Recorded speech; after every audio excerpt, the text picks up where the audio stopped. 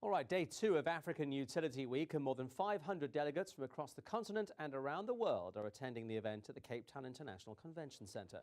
The conference is in its 15th year. My co-anchor Michelle Craig is there. Michelle, good afternoon to you. The spotlight on Eskom today. Absolutely, Andrew. I don't know about you, but when anyone talks about solutions to load shedding, that really is when I sit up and listen. And that really is part of what our guest today is going to talk to us about. Thank you for joining us, Sicelo Xulu from City Power in Johannesburg. Load limiting. Talk to us about this concept. Thanks, Michelle. I think really it simply says that during load shedding, we're actually giving you as a customer an option to be able to stay with limited power within the house so that you can continue to do your house chores. And that's basically what we're saying. And we achieve that through the smart metering, so where we actually install a smart meter within your home. And once that smart meter has been installed, you're then able to be able to implement load limiting. And what it basically does, I'm going to start putting on the stove, this hot stove, plate number 1.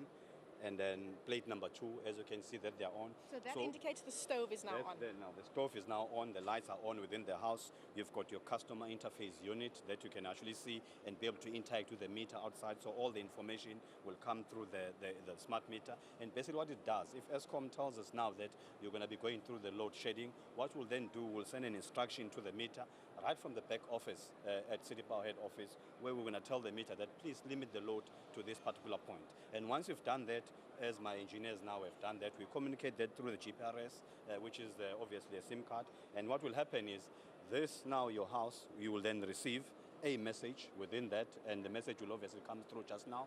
And once the message has been received, it will merely say that in the next 30 minutes or so, we'll be going through the load limiting process. Mm-hmm. And then what then happens, this will then give you an indication that you're now going through the load limiting. Mm-hmm. So what it does is, as you will see just now, in the next 30 seconds, the lights will go off within your house.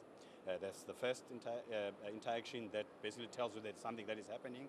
And then those iterations will go on 5 times. So the lights will go off for 30 seconds. They will come on after 30 seconds. And if you do not respond, it will repeat 5 times, and then it will cut you off completely.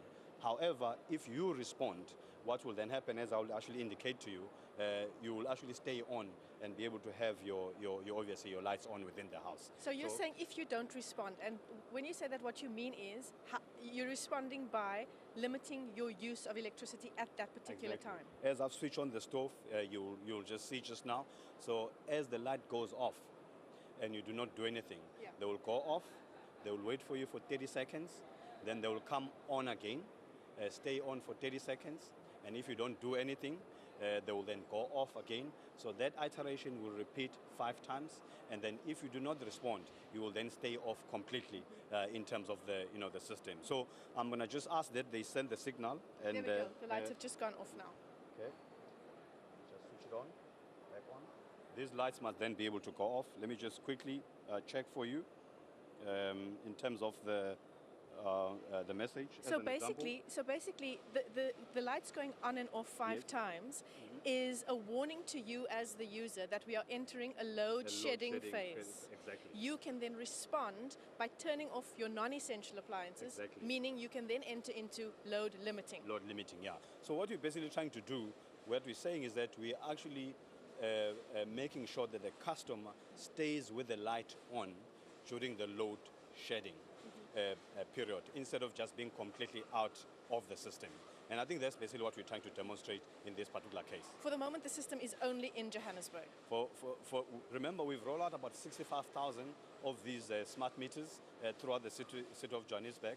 And those are the 65,000 customers that will obviously, be sort of like affected by this particular system. And that's basically what we're saying. So after that, we're obviously hoping that we'll increase the number of the population of the smart meters to about 335,000. That will bring about 775 megawatts that we can harness from this particular system. And I think that's basically what we're actually going through. All right. Sicelo Xulu from City Power, thank you for your time this afternoon. Thanks a lot. Andrew, so that's one of the solutions coming out of African Utility Week. So basically it's up to the consumer to make sure that all non-essential appliances are switched off during that load shedding period, which means when the light, instead of having the light switch off completely, you still have access to your security system, your TV is still on, your refrigerator still stays on. So if you're not completely off the grid in terms of renewable energy as yet, load limiting is a great alternative.